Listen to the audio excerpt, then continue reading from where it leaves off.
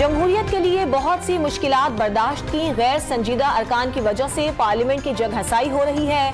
PP रहनुमा खुर्शीद शाह ने mini budget पर इजलास में हुकूमती अरकान की अदम मौजूदगी पर तनकीद की।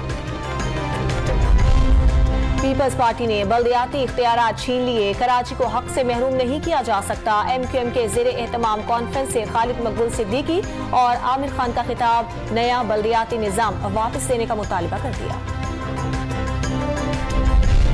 31 मार्च तक पंजाब के हर घर को कौमी सेहत कार्ड मिल जाएगा। 20 जनवरी तक रावलपिंडी, 9 फरवरी तक फैसलाबाद, 22 फरवरी तक मुल्तान और 2 मार्च तक भावलपुर में कार्ड तकसीम करने का ऐलान।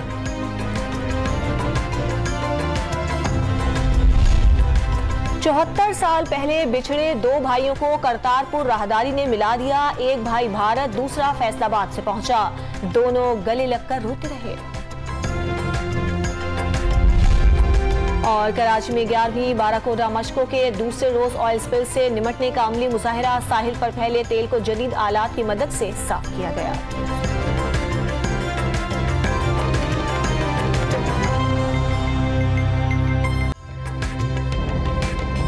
ताज़ा तरीन वीडियोस के लिए हमारा YouTube चैनल सब्सक्राइब करके बेल आइकन प्रेस करिए ताकि आपको मिले हर अपडेट सबसे पहले।